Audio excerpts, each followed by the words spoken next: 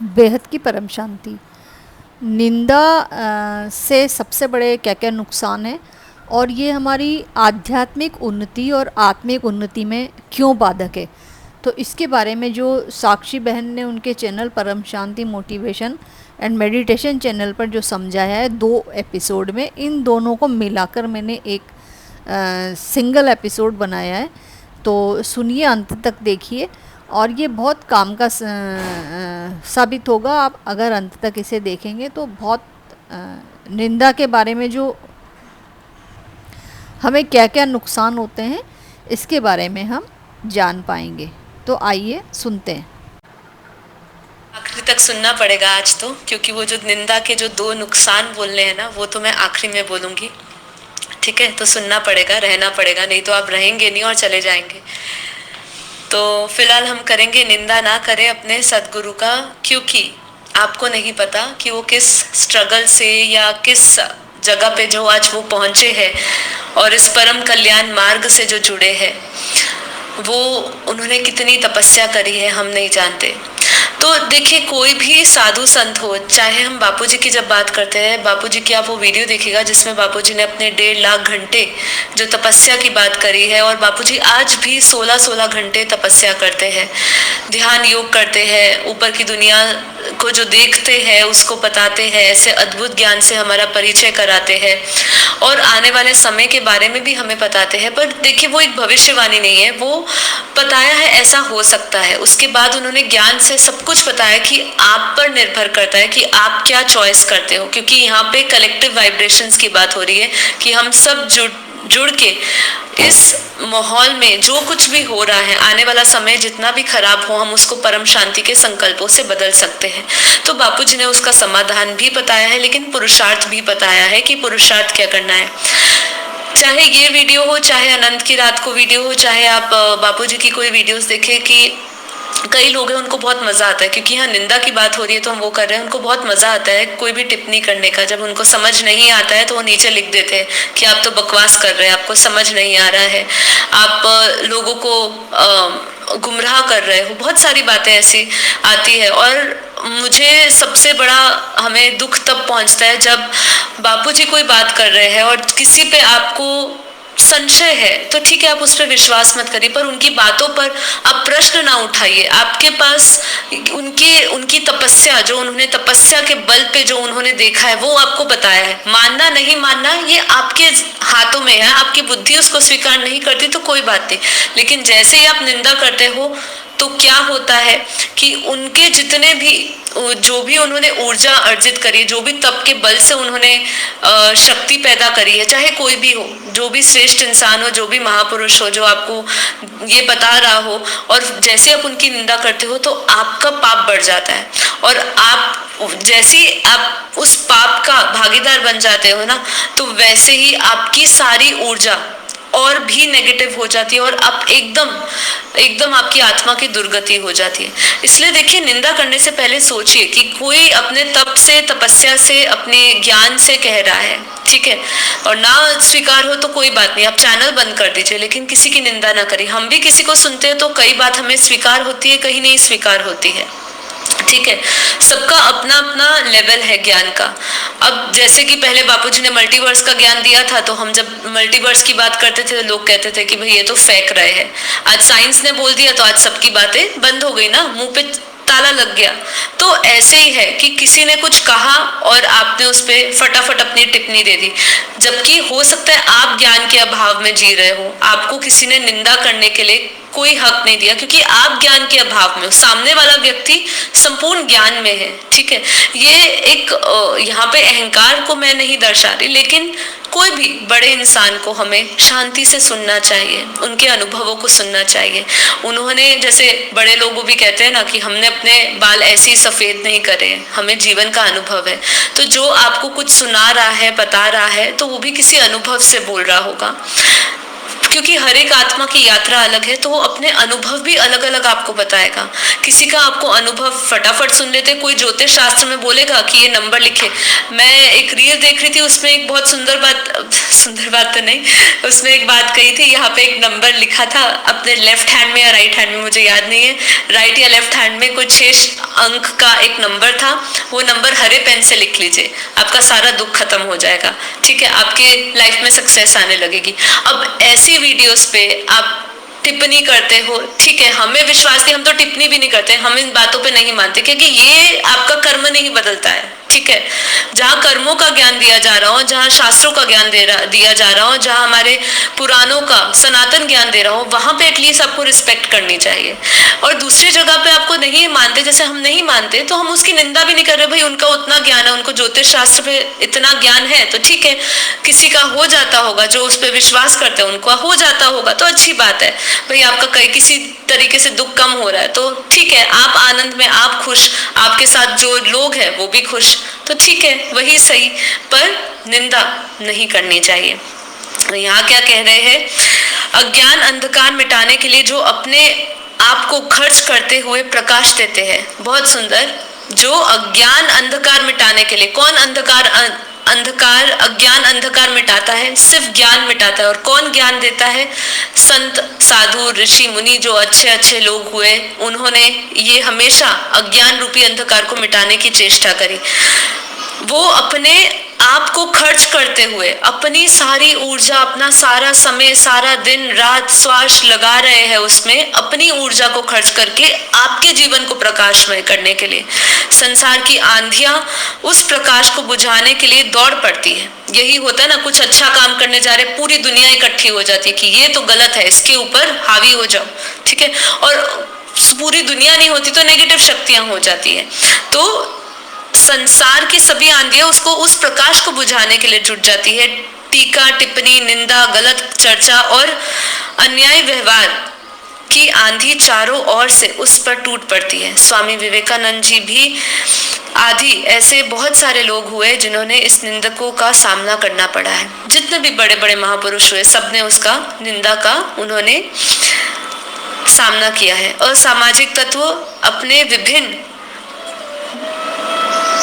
षड्यंत्रों द्वारा संतों और महापुरुषों के भक्त और सेवकों को भी गुमराह करने के लिए कुचेष्टा करते हैं। समझदार साधक व भक्त तो उनके जो षड्यंत्र है उनके जाल में नहीं फंसता है। तो जो सच्चा संत है, सच्चा संत कौन है, जो जितनी भी लोग कुछ कह रहे हैं, सिर्फ उसकी वाणी, उसका ध्यान, उसका चिंतन सिर्फ उसके गुरु पे होता है। जो लोग कह रहे हैं, समाज कह रहे हैं, निंदा कर रहे हैं, उनके भटकाव में नहीं आता। आपके पास बहुत लोग होंगे आने वाले और कहने वाले कि जो बापूजी ने ज्ञान दिया है उसमें कोई सत्यता नहीं है। आपके पास आएंगे, हमें भी आते हैं लोग कि आप गलत जगह पे फंसे हुए हो, ठीक है।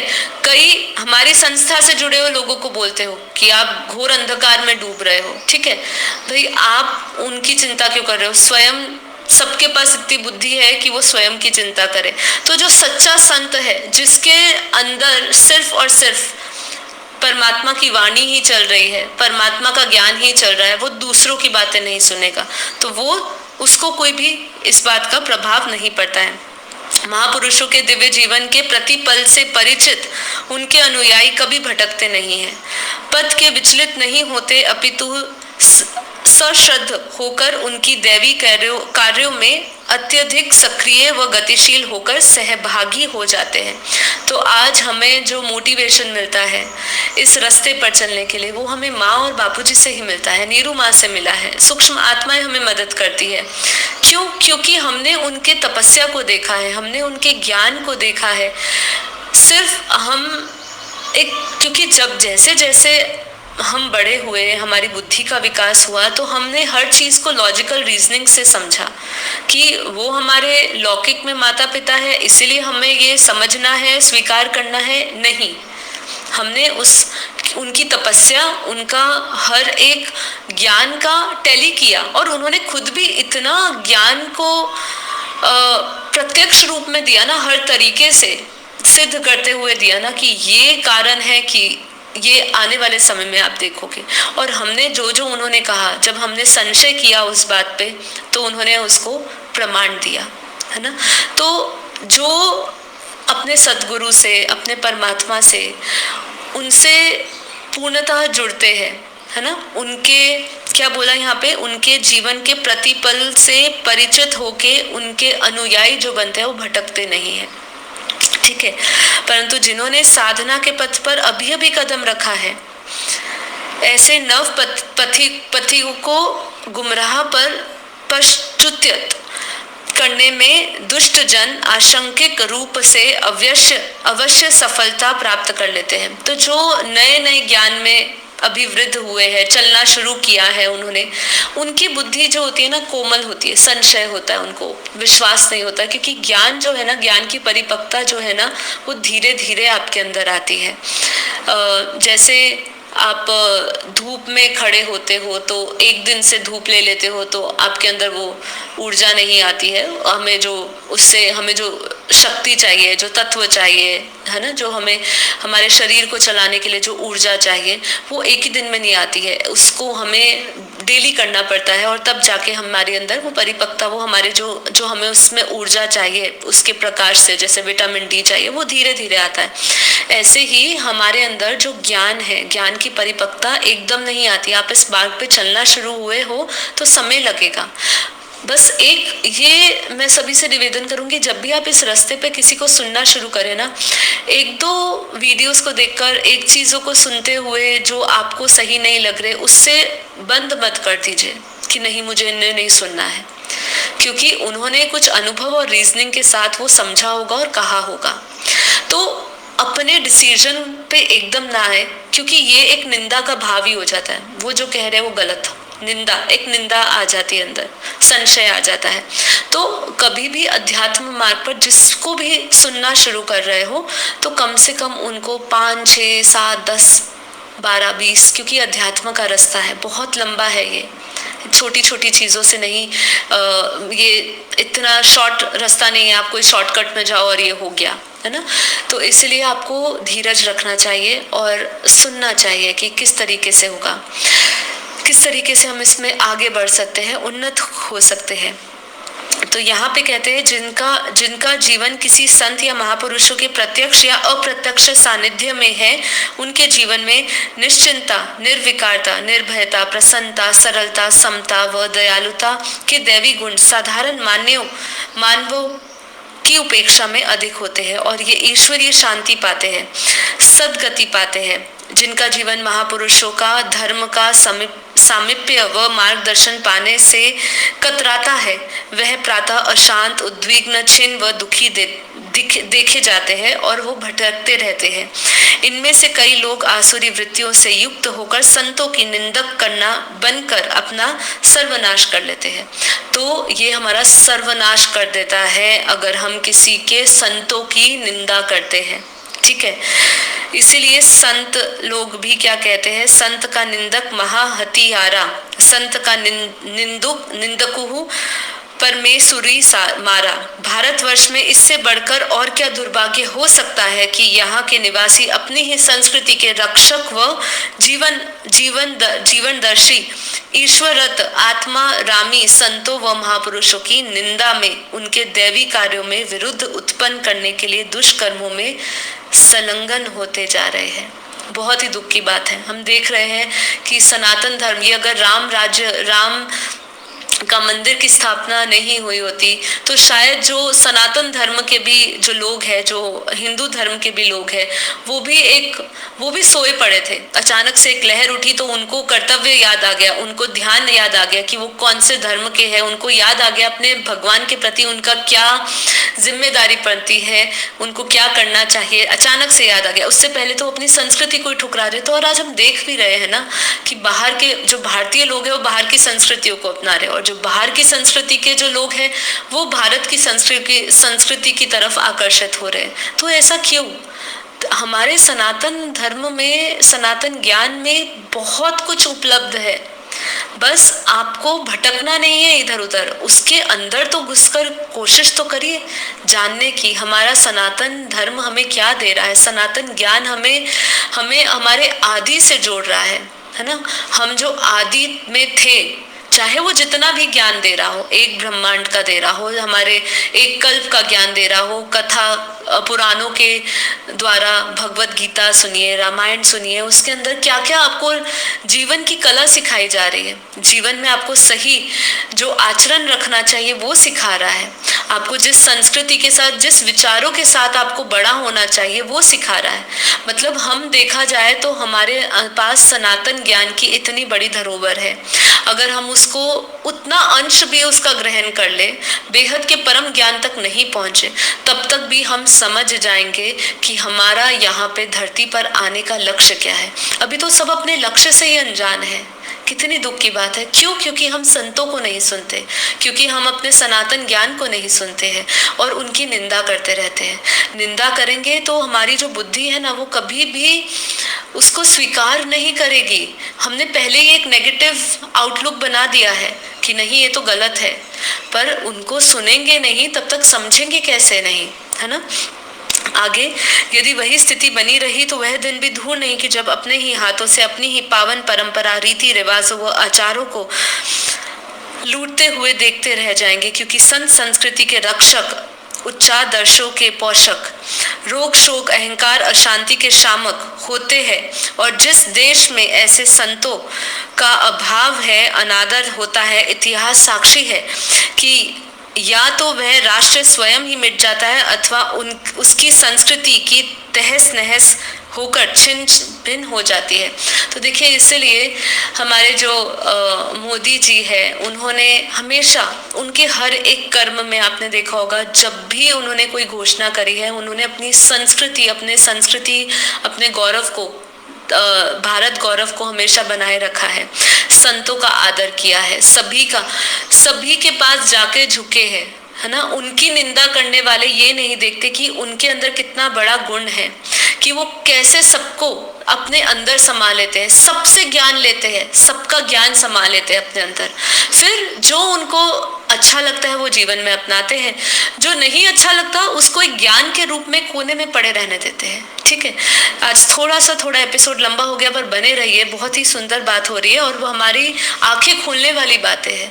ठीक है, बात एक सिंपल से निंदा से हो रही है, और निंदा से हम क्या क्या किस तरफ जा रहे हैं, अपने देश को कहाँ लेकर जा रहे हैं, अपनी संस्कृति को हम नहीं अपना रहे, संस्कृति कहाँ जा रही है, हमारा भविष्य कहाँ जा रहा है, हम अपने परम लक्ष्य से दूर होते जा रहे हैं, ये चीज को समझना होगा।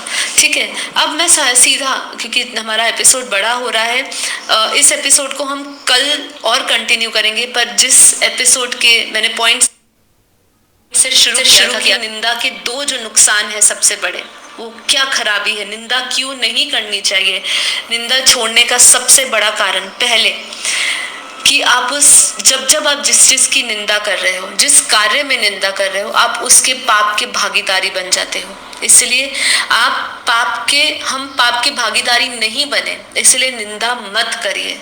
सभी से निवेदन है, निंदा घोर पाप है, किसी की निंदा ना करिए, आप अपने सारे अच्छे कर्मों को खत्म कर रहे हो। ठीक है, दूसरा जो सबसे इम्पोर्टेंट पॉइंट जिसको आप इग्नोर नहीं कर सकते हो, वो यही है कि हमारे जीवन में, हमारी वाणी में जो भगवान के गुणों को गुणगान करने की जो हमारे जीव में, हमारे वाणी में, जो हमारे जीवन में योग्यता है, वो खत्म हो जाती है। ठीक है, जैसे कि परमात्मा ने जो हमें ज्ञान दिया है, वो ज्ञान आज हम आपको दे रहे हैं, जो हमें भगवत प्राप्ति हुई है, या जो भगवान के गुणगान करने की हमारे अंदर योग्यता है। भगवान के गुणगान मतलब उनकी सृष्टि का, इस ब्रह्मांड की रचना को समझते हुए उनका गुणगान करना, उनके ज्ञान को फैलाना, ज्ञान के प्रकाश को लोगों तक देना। ये जितनी भी हमने शक्तियां अर्जित करी होती है ना, निंदा करने से जीवन में ये लुप्त हो जाती है। ठीक है, बहुत इंपॉर्टेंट बात है। जो ज्ञान आज दे रहे हैं, यदि उन्होंने निंदा करनी शुरू कर दी ना, तो उनकी वाणी जो भगवान के गुणगान कर रही है ना, वो नष्ट हो जाएगी, आपके अंदर ज्ञान रहेगा ही नहीं। सबसे इम्पोर्टेंट बात है, आज से निंदा आपको सभी को छोड़नी है। निंदा अगर आपने करी तो ये ध्यान रहे कि ज्ञान के जिस प्रकाश में आप स्नान कर रहे हो, जिस प्रकाश में डूबे हुए और जिस प्रकाश को आप दुनिया तक देना चाह रहे हो, जिस परमात्मा के गुणगान आप लोगों तक करना चाहते हो कि वो परमात्मा ऐसा है, वो ज्ञान ये दे रहा है, वो परम ज्ञान धरती पर उतार रहा है, वो परिवर्तन का ज्ञान दे रहा है, वो ज्ञान देने की क्षमता, योग्यता, उसके बारे में बात करने की सभी शक्तियां आपके अंदर खत्म हो जाएगी। आप खाली हो जाओगे, आप भिखारी बन जाओगे। ध्यान रखना, हमारे पास कुछ नहीं रहेगा, क्योंकि हमारे पास सिर्फ यही असली धन है कि हम इतने योग्य है कि परमात्मा ने हमें इतना योग्य बनाया है कि हम उनके बारे में, परमार्थ के बारे में बात कर सकते हैं, उनके गुणगान कर सकते हैं, उनके स्वरूप की व्याख्या कर सकते हैं। ठीक है, और यदि हमारे से ये निंदा से ये धन चला गया, छिन गया, तो आप भिखारी हो जाओगे। आपसे बड़ा भिखारी कोई नहीं होगा। इसीलिए सबसे इम्पोर्टेंट कि पाप की भागीदारी ना बनिए, किसी की निंदा मत करिए। जो वो निंदा कर रहा है वो तो पाप कमा ही रहा है, साथ साथ आपने उसके साथ शेयरिंग कर ली कि तू अकेला क्यों पाप कर रहा है, मैं भी तेरे साथ करता हूँ। और दूसरा जो मैंने आपको कहा कि जो योग्यता प्राप्त है हमें ज्ञान देने की, ज्ञान के प्रकाश को अपने भीतर रखने की और दुनिया तक देने की, वो नष्ट हो जाएगी। इसलिए आनंद में रहे, परमात्मा के चिंतन में रहे। उससे बड़ा चिंतन कोई नहीं है दुनिया का। बाकी सब आपका पतन कर देगी। ठीक है, आपको पतित बना देगी। और यहाँ हम पतित से पावन बनने आए हैं। ठीक है, परीक्षित के एक प्रसंग की बात करते हैं कि राजा परीक्षित है ना, एक स्थान से गुजर रहे थे और उन्होंने एक आश्चर्यजनक दृश्य देखा। उन्होंने एक बैल देखा। ठीक है, वो जो बैल था वो धर्म रूपी बैल था। ठीक है, ये उनको बाद में उनसे वार्तालाप करते समय पता चला कि वो जो बैल है वो धर्म का प्रतीक है। तो उन्होंने जब उस बैल को देखा तो वो एक ही पैर पे खड़ा हुआ था, उसके 3 पैर नहीं थे। ठीक है, तो यहाँ पे इस प्रसंग को और गहराई से समझाने में इसको समझाया जाता है। किस तरीके से मैं समझाती हूँ कि जो बैल है, जो एक धर्म स्वरूप है, धर्म के 4 अंग बताए गए हैं। ठीक है, ये थोड़ा सा निंदा के विषय से अलग है, लेकिन इसको हम साथ में ही, सिंस ये प्रसंग उठा रहे हैं हम, तो साथ ही साथ इस बात को भी ले लेते हैं कि धर्म के 4 अंग बताए गए हैं। ठीक है, एक बताया गया सत्य, तप, पवित्रता और दया। ठीक है, तो यहाँ पे समझाते हैं कि जो वो बैल रूपी जो धर्म है ना, धर्म रूपी जो बैल है उसके 3 पैर नहीं होते हैं। तो उसमें से जो सत्य होता है, सत्य, तप और पवित्रता रूपी जो उसके पैर होते हैं वो नहीं होते। तो यहाँ पे समझाने में ऐसा बताया जाता है कि जब सतयुग होता है ना, तो धर्म के 4 अंग होते हैं। सत्य भी होता है, तप भी होती है, पवित्रता भी होती है और दया भी होती है। जब त्रेता युग आता है तो सत्य खत्म हो चुका होता है। तो यहाँ क्या समझाते हैं कि जब त्रेता आता है तो सत्य खत्म हो चुका होता है, द्वापर आता है तो तप का जो अंग है, धर्म में जो तप अंग आता है वो भी खत्म हो चुका होता है। और कलयुग में जब आते हैं तो कलयुग में भी पवित्रता खत्म हो चुकी होती है। तो कलयुग में जो धर्म खड़ा है आज, है ना, यहाँ पे बैल की बात हो रही है, वो एक पैर पे खड़ा है। तो यहाँ पे जो धर्म खड़ा है, जो भी हमें आज धर्म जितना भी दिख रहा है, वो केवल और केवल दया के बल पे खड़ा हुआ है ना। आज हम धर्म को एक दया से जोड़ते हैं, कल्याण की भावना से जोड़ते हैं कि लोगों के अंदर कल्याण की भावना रहे दूसरों के प्रति। यहाँ पे ये बात इसलिए कर रही हूँ कि जब राजा जनक जब उन्होंने उस धर्म रूपी बैल को देखा ना, तो एक तो वो एक ही पैर पे खड़ा था। ठीक है, तो उन्होंने इस चीज को समझाया कि जब कलयुग होता है तो जो धर्म है वो सिर्फ दया के बल पे खड़ा है, बाकी जो तीनों उसके पैर है, सत्य, तप और पवित्रता, वो खत्म हो चुके हैं, वो नहीं रहती है। कलयुग में धर्म की जब बात आती है तो ये तीनों नहीं रहते हैं। और दूसरा, जब उन्होंने देखा कि वो बैल को कोई मार रहा है, ठीक है, उसको मार रहा है, उसको पीट रहा है, तो उन्होंने बैल से पूछा कि उनको बहुत दुख हुआ राजा जनक को कि मेरे राज्य में उस बैल को मारा जा रहा है, क्योंकि उनके राज्य में बहुत ही अच्छा समय था उनके समय पर, और ऐसे किसी के साथ बुरा व्यवहार नहीं किया जाता, तो उनको बहुत दुख हो रहा था। तो उन्होंने बैल से बोला कि क्या तुम चाहते हो कि जो तुम्हारे ऊपर निष्ठुरता से तुम्हारे ऊपर प्रहार कर रहा है, जो तुम्हें मार रहा है, मैं उसको दंड दूं? तो वो जो बैल है वो जवाब देता है। तब उनको उनके जवाब के, उनके उत्तर से पता चलता है कि ये धर्म रूपी बैल है, और जो उसको मारने वाला होता है वो कल्कि होता है। ठीक है, उस समय हमें पता है कलयुग प्रवेश करता है, तो कलह होता है, तो वो उसको मार रहा होता है। तो वहां पे बैल का जो उत्तर होता है ना, वो बहुत सुंदर होता है। इससे हम समझते हैं निंदा को। उन्होंने कहा कि नहीं, ये जो मुझे उन्होंने एक बहुत सुंदर बात ये करी कि जो भी मुझे सुख दे रहा है या दुख दे रहा है, उसका निर्णय अभी नहीं हो सकता। मतलब जो उनको अभी दुख मिल रहा है, जो उनको मारा जा रहा है, इसका निर्णय अभी वो नहीं कर सकते। क्यों? क्योंकि उन्होंने कहा कि जो भी मुझ पे सताया जा रहा है, मुझे वो मेरा काल, कर्म और व्यवहार के अनुसार मुझे मिल रहा है। तो जब आपके ऊपर जो सताया जा रहा होता है, जब व्यक्ति को सताया जा रहा है, मारा जा रहा है, बताया जा रहा है, तो उसके सामने उसको एक ही चीज सोचनी चाहिए कि मैं, जो मुझे सता रहा है, मैं उसकी भी निंदा ना करूं, क्योंकि हमें ये पता नहीं है कि वो जो मुझे सताने के लिए निमित्त बना है।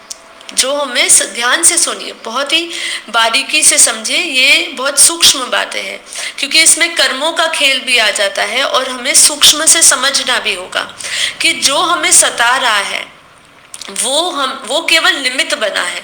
क्यों निमित्त बना है? हमारा काल, हमारा कर्म, हमारे व्यवहार हमारे आगे आते हैं।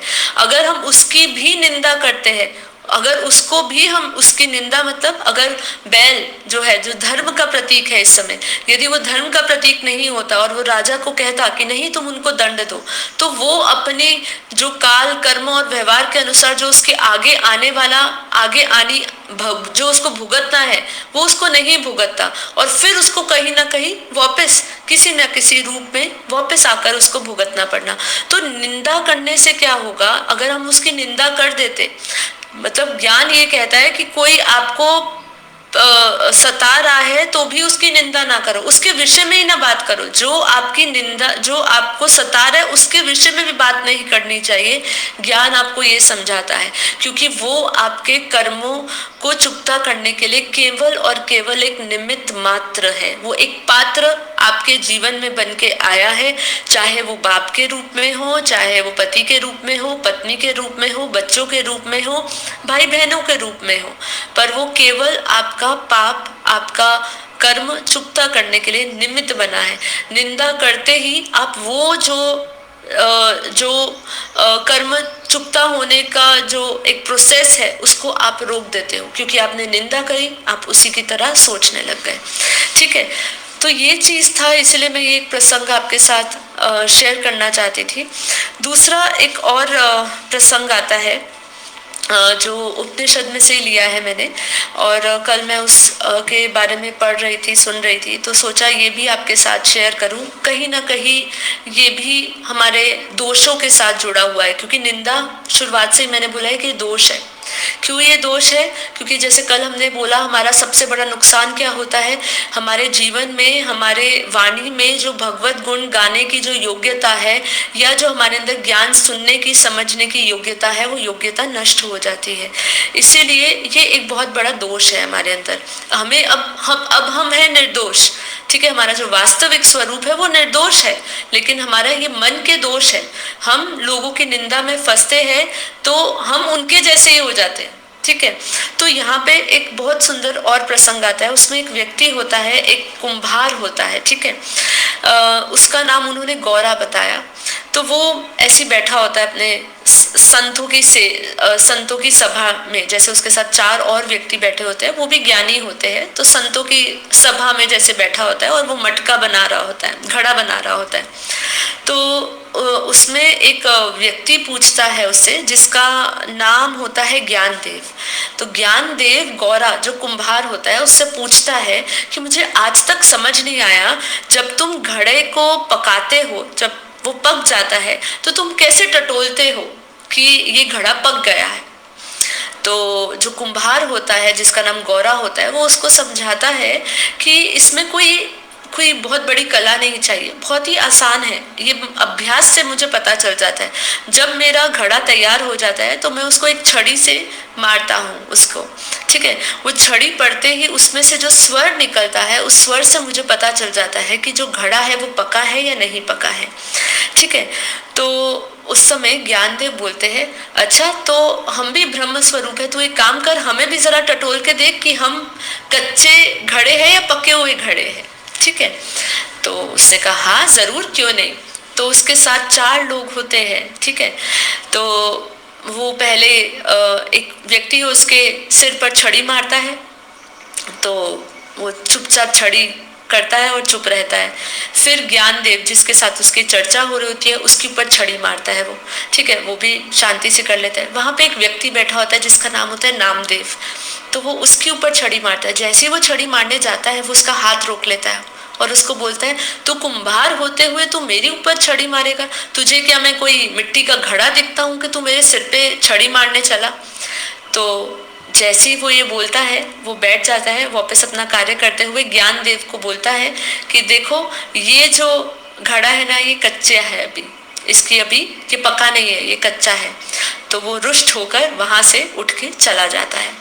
अब वो जाता है तो वहाँ वो विठला के मंदिर जाता है, वहाँ पे वो विठला के पूजा उपासना में अपना समय व्यतीत करता है। तो वो वहाँ जाता है विठला में, तो विठला के मंदिर में एक पुजारी जैसे बैठे होते हैं।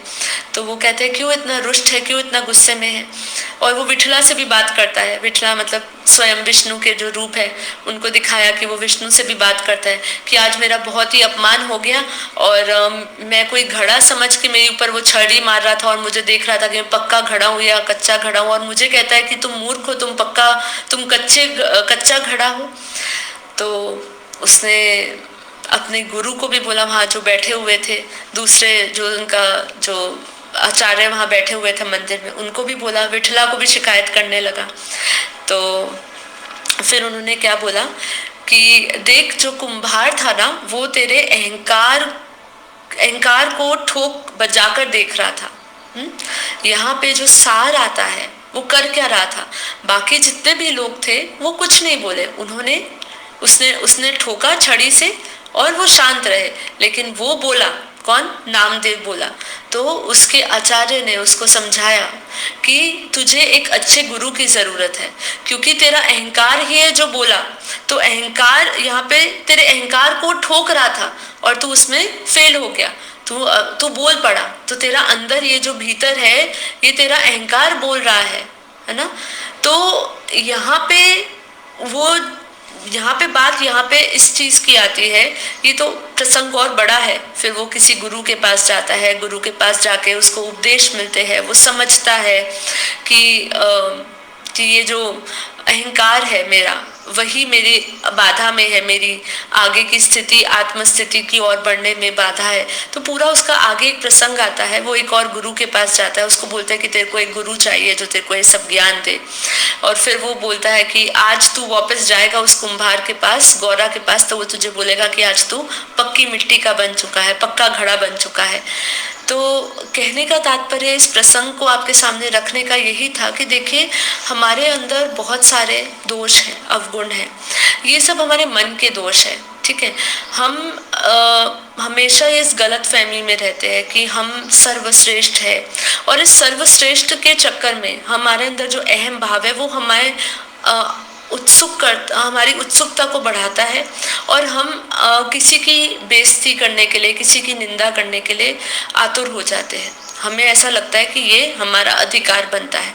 नहीं, हमारा अधिकार नहीं बनता। इवन जो बहुत बड़े साधु संत हैं वो भी बहुत ज्ञान के साथ साथ उनके अंदर एक निर्मलता, एक स्थिरता आ जाती है। वो अपनी बातों को इस तरीके से आपको रखते हैं कि आप स्वतः ही प्रकाश का महसूस करें, ऐसा महसूस ना करें कि आप पे दबाव डाला जा रहा है।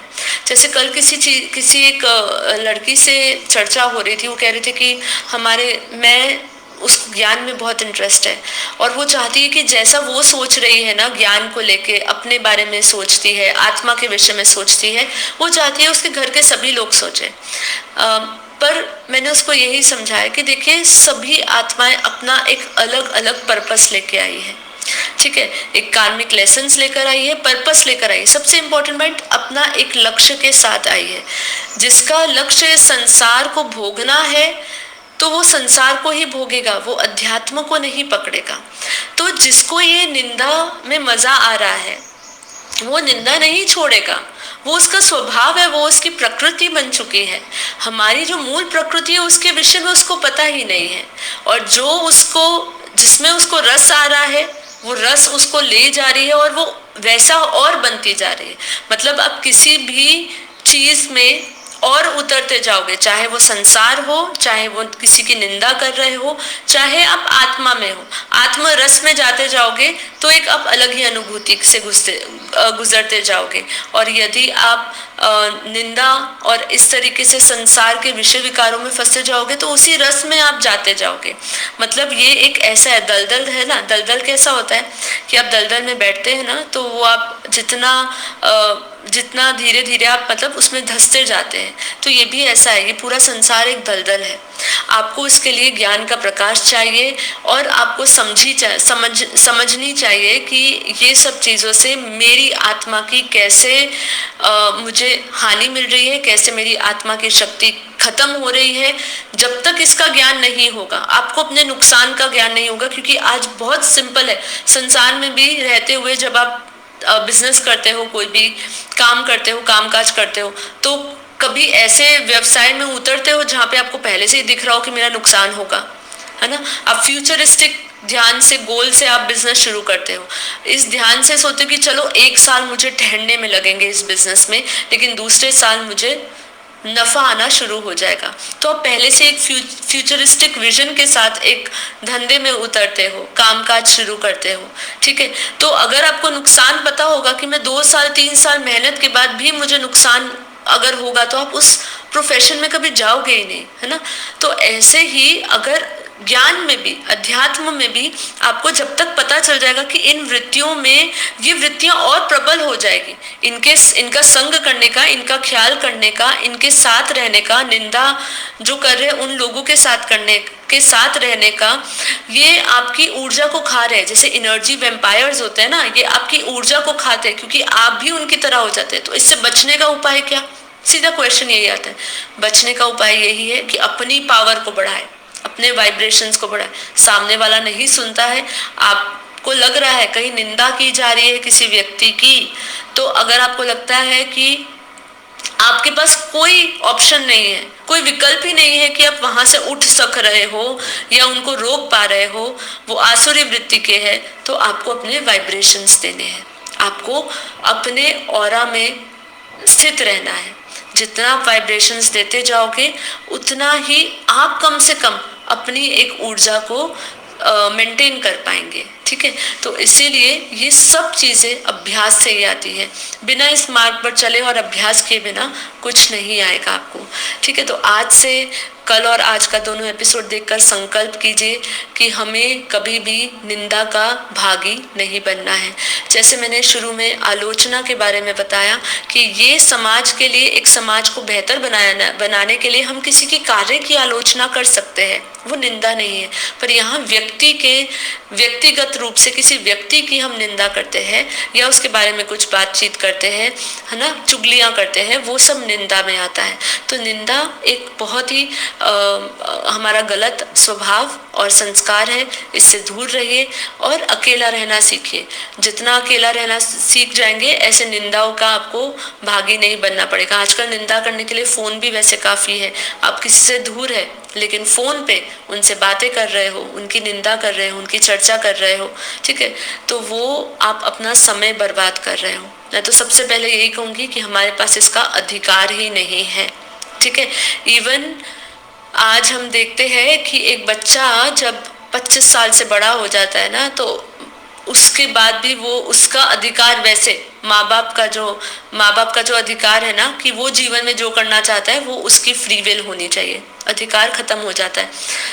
जब तक वो बच्चा अपने पैरों पे खड़ा नहीं हो जाता या थोड़ा वो चलना सीख नहीं जाता, तब तक हम उसके जीवन में उसका निर्णय ले तो तब तक ठीक है, लेकिन उसके बाद हमारे पास जब एक आत्मा अपनी बुद्धि, विवेक, फ्री विल यूज करने के लिए सक्षम हो जाती है तो हमें उस समय छोड़ देना चाहिए। किसी का भी हमें अधिकार नहीं छीनना है, परमात्मा ने सबको फ्री विल दी है, ठीक है। तो इसलिए जिसको जो करना है करे, आप अपना ज्ञान का काम करिए। संतों को सुनने वाले, बोलने वाले भी बहुत गलत लोग हैं यहाँ बैठे हुए। मैं तो कहूँगी वो आसुरी वृत्ति के हैं, जो हमारे सनातन धर्म के जितने भी साधु संत हैं, जो कुछ भी सुना रहे हैं उनको वो नहीं ग्रहण कर पा रहे, तो इसलिए वो उनकी निंदा करते हैं। तो ये बहुत ही, जैसे हमने कल कहा था कि हमारी संस्कृति के लिए, भारत की संस्कृति के लिए और गौरव के लिए बहुत ही अपमान की बात है, और हमें इन चर्चाओं का हिस्सा, विषय नहीं बनना चाहिए, ठीक है। तो आज के लिए इतना ही। तो बस संकल्प करिएगा, आज के बाद निंदा छोड़ दीजिएगा। किसी के साथ फ़ोन पर भी बात करें तो भाई अगर आपको ऐसा लगे कि वो फालतू की व्यर्थ बातें हो रही है, किसी के विषय में बात करी जा रही है, ठीक है, किसी के पास ज्ञान कम है, किसी ने ज्ञान गलत सुना दिया, किसी ने क्यों सुना दिया, ठीक है, उसको ऐसा नहीं बोलना चाहिए था, वो तो ज्ञानी इंसान है, उसका ऐसा स्वभाव नहीं होना चाहिए था। आप नहीं जानते कि किसके जीवन का जो पिछला हिस्सा है, जो वो आज आपको दिखा रहा है ना, उसके पीछे का जीवन उसका कैसा रहा है, वो आज यहाँ तक कैसे पहुँचा है, हम नहीं जानते हैं। तो हर एक उसके भी चित्त में वृत्तियाँ तो है, पड़ी हुई है। कोई कोई इमोशंस कभी कभी बाहर आ जाते हैं। आप उस इमोशंस को देखकर क्यों डिसीजन पे आ रहे हो कि उसको ऐसा नहीं होना चाहिए था? वो समय है, समय के साथ हो जाएगा, और उससे ज्यादा उसका बेहतर कौन जाएगा? आत्मा स्वयं का ही मित्र है, स्वयं का शत्रु है। आपके बोलने से क्या हो जाएगा? आप सहानुभूति किसी भी चीज में दे सकते हो, ज्ञान किसी में दे सकते हो, करना उसको खुद ही है, ठीक है। जब सरदर्द होता है किसी को, तो मैं उसको लेक्चर नहीं दूंगी कि सरदर्द क्यों हो रहा है, कारण क्यों हो रहा है। जब उससे दर्द सहन ही नहीं हो रही तो वो दवा लेगा, है ना। तो उसको दवा की जरूरत है तो उसको दवा लेने दो, उसको संसार की जरूरत है तो संसार लेने दो, उसको भोगने की जरूरत है तो भोगने दो, उसको धन पैसा चाहिए, वैभव चाहिए तो वो लेने दो पहले। ज्ञान की जब उसकी जरूरत उठेगी अंदर से, ठीक है, मैं आपको बोलूं कि आपको ज्ञान सुनना चाहिए तो आप नहीं सुनोगे, ठीक है। आपके अंदर से जब आवाज आएगी कि मुझे सुनना चाहिए, मुझे ये छोड़ देना चाहिए, है ना, तो ही आप कर पाएंगे। उसके सिवा बाहर की कोई ताकत आपको उसके लिए प्रेरित नहीं कर सकती। मतलब टेम्पररी प्रेरित कर सकती है, शायद आप मेरे कहने से सुनना भी शुरू कर दीजिए। 4 दिन सुनेंगे, 5 दिन सुनेंगे, भाई ये मेरे बस की बात नहीं है, it's not my cup of T, मैं इसके बारे में, मैं ये ऐसी जिंदगी नहीं जी सकता हूँ, आप छोड़ देंगे। पर जब आपके भीतर से आवाज उठेगी तो मैं क्या, दुनिया की कोई भी ताकत आपको उस मार्ग पर चलने से नहीं रोक पाएगी, क्योंकि वो आपकी जरूरत है। बस इसी के साथ अध्यात्म को अपनी ज़रूरत बनाइए, हमारे साथ योग सीखिए, आत्मज्ञान अभियान में लगिए, आत्म जागृति में लग जाइए और आत्म का कल्याण करिए। सभी को परम शांति। सभी बेहद की परम शांति सोचो, बोलो परम शांति। Join us daily for our morning live meditation, Monday to Saturday, 5:30 to 6:30 a.m. Join us daily for live meditation, 10 p.m. to 11 p.m. on YouTube Live. Subscribe now. Website www.paramshanti.org. Email us anant@paramshanti.org. Like, share, subscribe. Join today. बेहद की